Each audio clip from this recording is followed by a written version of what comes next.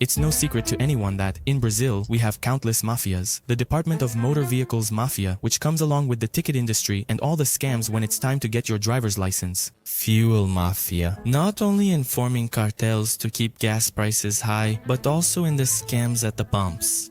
Only 13% of each liter is actually gasoline. The rest is a mix of alcohol, possibly, or a solvent, which you don't even know exactly what it is yet.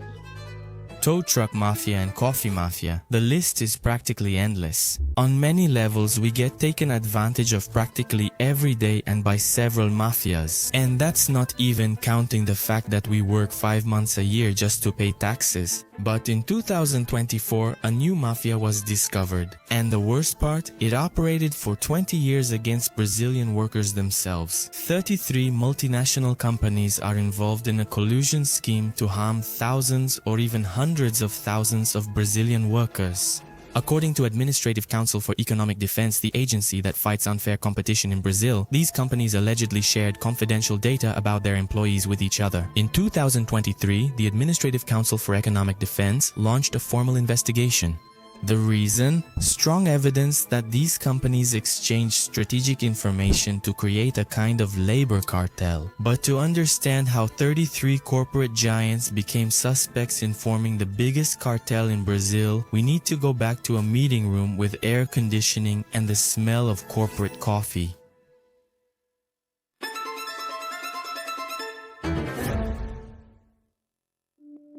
Imagine trying to change jobs and the new company already knows how much you make. If you have health insurance, meal vouchers, a car or a motorcycle, they also know the maximum you can pay because they made prior agreements with competitors not to inflate salaries nationwide. Ultimately, it's just another way to boost profits by squeezing how much Brazilians can earn. It's not fiction. That's exactly what the CAD is investigating. According to the CAD, the exchange of information happened through two select groups, the Executive Salary Group and the Executive Benefits Administrators Group. Let's be clear and direct about what this is called. Labor cartel, or if you prefer, capitalism in its most refined form of feudalism. It's an old practice and it happens all over the world, but in our country, apparently, it happened in the shadows for 20 years and in an institutionalized way.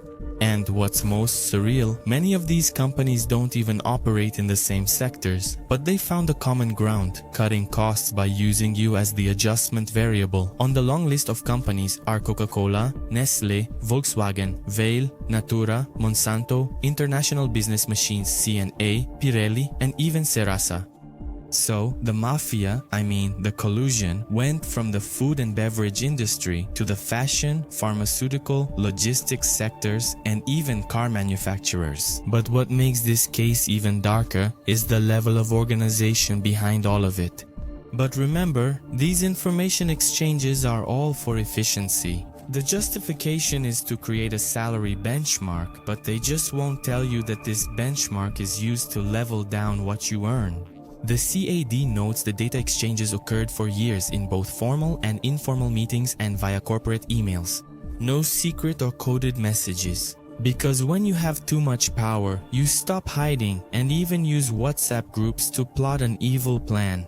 Unlike other cartels, here no one paid more at the supermarket or at a rigged gas station. Here you just stopped earning what you deserved. Here the loss was invisible, spread out, and for that very reason, more effective. The victim, the skilled worker who couldn't get a raise, the promising analyst who was ignored by another company because there was a gentleman's agreement. In short, the woman who returned from maternity leave and was held back by a uniform talent retention policy. What's at stake here then isn't your salary, it's your freedom of choice. If companies can agree among themselves who can or cannot hire you, if they can exchange confidential information about your career, if they can set up a system where you are just a number held back by retention policies, then maybe you're not being employed, maybe you're being managed like a spreadsheet asset. And the logic behind this is very obvious and clear. To prevent the worker from having bargaining power, to prevent talent from leaving, to prevent the only bargaining chip, which is the salary, from becoming negotiable. But this kind of system only works when everyone agrees to pretend that nothing is happening. That's the most ingenious trick of modern cartels. They don't need to threaten you, they just need to make it seem like there's no alternative. In the United States, similar practices resulted in a $415 million settlement for Google, Apple, Intel, and Adobe, who were involved in a famous labor cartel case in 2010, which aimed to keep a cap on salaries. Apparently, they learned their lesson. Today, it's becoming more and more common in the media to see, for example, Zuckerberg offering $540 million to bring employees from OpenAI, the company behind ChatGPT, to his company, Meta, which also owns Facebook, Instagram, and WhatsApp. But in Brazil, we're still in the phase of polite doubt. If the 33 multinational companies are found guilty of violating economic order and anti-competitive practices, they can be fined between 0.1% and 20% of their gross revenue from the year before the CAD administrative process began.